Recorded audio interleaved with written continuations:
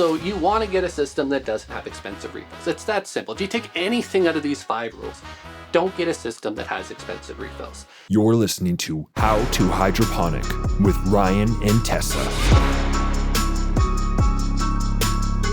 This is episode 5 of season 1. So in this episode, we're going to go over the 5 golden rules that every hydroponic system needs to follow if you want to make sure that it will work and last a lifetime. So when we were kind of going through our journey, we actually were doing some garden shows. We ran into a girl who's seen our hydroponic system, and she's like, hydroponics doesn't work. It's such a scam. And she kind of told us her story, and it started to become a story that we started to hear more and more from other people. For her, she kind of heard about hydroponics, got pretty excited, and went to like one of these little countertop systems, and kind of worked, kind of cool, more of like a novelty thing, like a little science experiment. But it had these annoying refills that she had to keep buying, and it started to get more expensive buying these refills than if she were just to buy the food at a farmer's market at a grocery store. So she kind of liked the concept, but she wanted to upgrade into something that can like really grow food, and maybe even if she can get away from these refills. But she basically bought a system that kind of was cheap and claimed to do the things that she was hoping it did, but she didn't do enough research, I would say. Yeah, and so when she got the system, she found it grew plants great, and they were growing a lot larger, and she's getting a lot of more food. However, when it came to cleaning the system, the parts were really bulky, and it was really hard to take apart.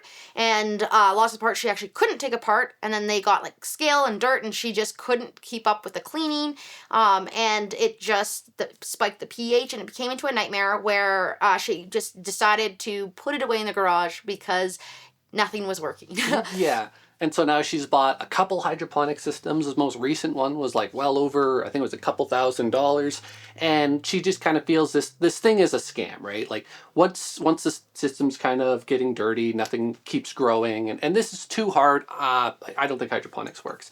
So we thought, okay, we got to start to develop some rules that people can follow so that they don't run into this buying cycle as well as these problems when they're looking for hydroponic systems, so that they have to keep buying a new one to fix the problem the previous one had. So we're going to tell you guys the 5 golden rules that's going to help you avoid that problem and avoid what she experienced and thousands of other people have experienced as well. So rule number 1, and you want to make sure your system is universal. So what do we mean by universal? When we say universal, we mean that you can kind of get parts from anywhere. And that becomes really, really important because at some point parts are going to break. And it's even possible at some point, whoever you bought the hydroponic systems for, they might be out of business. So if it's not a part that you can get anywhere, that's it. Your system's over. And it also means that you're going to have lots of selection of parts when it does break, because everything is going to eventually break, so that there's lower prices because there's competition. As well as we all know how fast technology changes and improves. So if you can have universal parts, you can easily interchange these parts and improve your system as technology improves without having to buy a brand new system.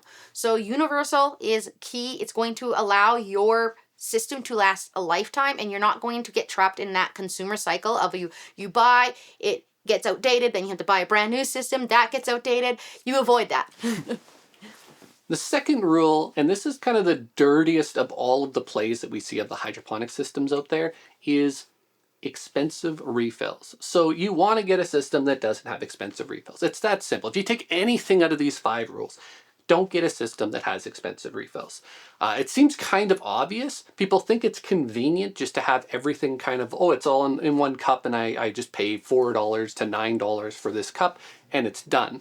And the truth is, it's anything but that. You're going to be completely at their mercy. Yeah, you cannot grow what you want. Your independence, you don't have that independence. So whatever they provide you, whatever seeds, varieties, you're stuck growing those. You're also stuck at their mercy. Is if they want to charge you $3, they can. If they want to charge you $9, $10, it does not matter, because you can only buy the refill from them. So they have no competition. Prices are going to be increased. And if they are out of stock, then you're out of luck. So you can't grow that plant, or you just have to stop growing all in general. And if they go belly up, your system's completely useless. You can't do anything with it. So when we say refills, what we're meaning is there's proprietary pieces that usually will have the seed, the media, and sort of some sort of mechanism that hooks it up into the system so the water distribution can get there. And you can only grow with that system if you have that refill. Otherwise, it's pretty much completely useless. So if you see, like, sniff out anything like that, stay away, and you're going to save yourself so much money. Yes, so you can, an example of it, just like how much money you're going to save. So normally these refills range from $3 to $9 for one plant. And so you're going to spend $3 for one plant. Or if you can get a system that doesn't require refills, you can use any seed from anywhere. You spend $3 and you can get 100 seeds and grow 100 plants. So you can see it adds up Saves really money quickly. pretty quick. Yeah. So rule number 3 is simple is best. So when it comes to indoor gardening, like, simple is what you are going to be looking for. It's kind of tempting to gravitate towards like the newest technology, like something that's AI driven or app driven, or it has all of these sensors that apparently run your system for you. And really, the more complicated you make things, the worse indoor gardening is going to start to get. Yes, and a big thing to remember is, especially with these technologies, these sensors, these gadgets, is time is their enemy. So as time goes on, they're going to degrade, they're going to stop working, and that's just more parts that you're going to have to troubleshoot, fix, and clean. Yes. And the worst part is lots of these are integrated into the system. So just one sensor can go, and that might mean that you have to replace like a $300 or $400 piece. They're never going to be universal, so then you're going to be almost rebuying a new system as soon as one component breaks. And with simple is you're going to have to eventually clean the system. So the more parts they are, the harder it is to take apart. Like the one story we were sharing before, the system was so bulky that she actually couldn't take it apart, and so she couldn't clean it. You want to make sure that it is simple to take apart and assemble and disassemble, and there's not that many pieces because you don't have to spend hours and hours cleaning them if that is the case. Yes, and there's kind of like a rule when it comes to engineering or anything, and that's like every point of failure, like everything's going to fail eventually, so the more points of failure you have, the more likely it's going to fail. So you want to remove as many of those. So we keep stressing simplicity, and we're kind of saying the same thing over and over, but it's a big thing that's going to make indoor gardening so much easier. Simple, good. Rule number 4 is you want to provide your plants with the perfect spacing. So plants can only grow as large as their environment to an extent. And if you want to grow a lot of food, if you want to have large plants, you're going to have to provide them the room to grow large and like big enough to feed you. So contrary to what people believe, like if you have an area and it's hydroponic, you can't just cram as many plants as you want in there. And you kind of have to be smart about that if you're looking at a system, because if they're not providing, I would say, at least 4 to 6 inches between each plant, you can't even grow small plants and herbs. And if you're looking at a large plant like a tomato, like a pepper, you need about a foot between each plant. Now, that takes up space pretty quickly. So if they're claiming 75 plants in this small, like 2x2 area, there's just no way you're going to have success.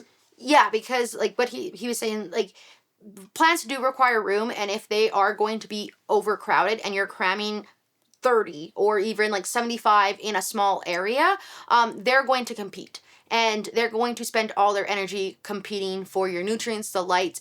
And so although they all might germinate, as they grow, there's only going to be a few that actually choke out. But within the competition state, they're spending all their energy competing. They're going to grow slower. They're not going to grow as big. And they're not going to be as healthy because, again, they're spending all their energy trying to outcompete the plants around them.